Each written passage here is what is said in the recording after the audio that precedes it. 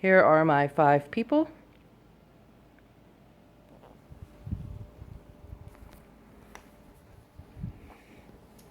This is my informative speech on anxiety and its many faces. Anxiety is very difficult to diagnose and many times wrongly diagnosed, and it's something everybody has experienced at some point in their lives.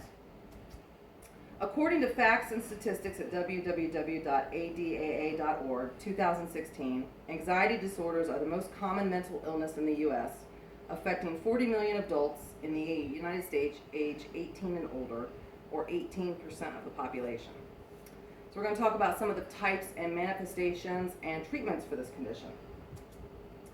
Merriam-Webster's online definition of anxiety is an abnormal and overwhelming sense of apprehension and fear, often marked by physical signs, or by doubt concerning the reality and nature of the threat, and by self-doubt about one's ability to cope with it.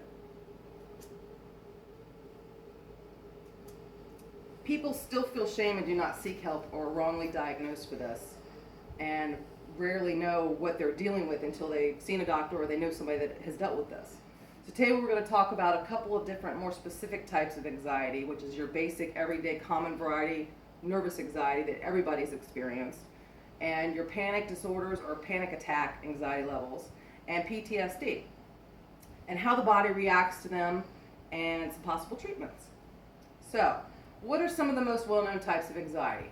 Normal anxiety, something you would feel giving a speech, or a first date, or your first day at school, a little bit of sweating, a little bit of tension, you're just not really sure of yourself. That's all pretty common and not something you would normally seek medical help for.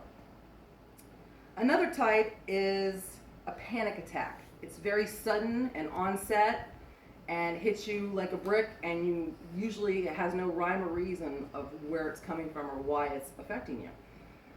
It's onset with fear, it's met with fear and dread, and you're sweating and chills. There's lots of things that go along with this. These can occur, they can happen out of the blue completely. They can even wake you from a dead sleep, and you'll have no idea what's going on until you're already in the throes of it.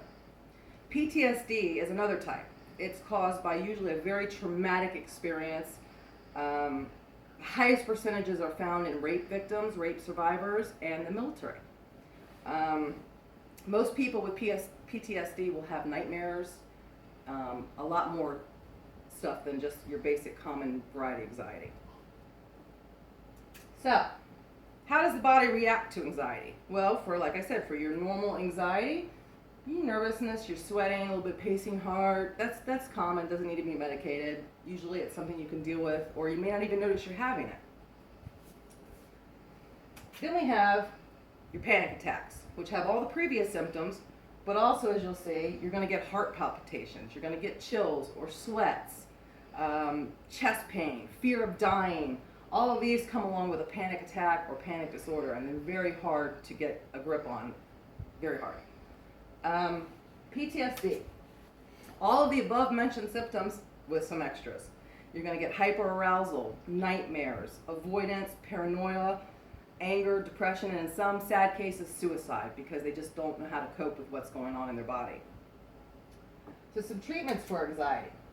There's a lot of different treatments out there. For your common variety anxiety, like I said, you don't usually need to medicate. Exercise, healthy living, eating right, diet, exercise, all that can help. Breathing techniques, something that can calm the mind really helps with just your normal everyday panic or anxiety. Panic attacks usually require multiple options depending on the severity. Some people choose to see a psychiatrist or psychologist and talk about it and just get it out there, and that usually can work with them. Some people are prescribed medication. Sometimes people use both to get a grip on it. PTSD is a chronic condition, and according to doctors, 1/3 of people who have it will never recover from it. Some people can function minimally normal lives with medication and with therapy. PTSD is something that needs to be monitored very closely because it can change very drastically. So, anxiety affects everyone, like I've said. Even if it's not you, it's somebody you know, somebody you talk to. You can be talking to a person like me right now and not even know that I'm having anxiety. You may know. Everyday people walk around with it, and you're not even going to know what's going on in their lives unless they show you their symptoms, because they're not always visible to the naked eye. So you just can't know where they are on that spectrum without talking to them. Something as little as sweating can be caused by anxiety, just minor stuff. So always talk to a doctor if you experience anything out of the abnormal and that you're just not sure of.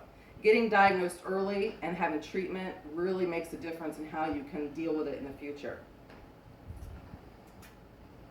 So I'm going to leave you with a quote that I find to be true. Worry is a thin stream of fear trickling through the mind. If encouraged, it cuts a channel into which all other thoughts are drained, by Arthur Summers Roche. He died in 1935. And that's very true, because when you're in the middle of a panic attack, it eats everything else away in your mind, and that's the only thing you can focus on. The only thing. And I have experienced that. I know that for a fact. So get treatment, talk to a doctor. Those are the best things you can do. Thank you.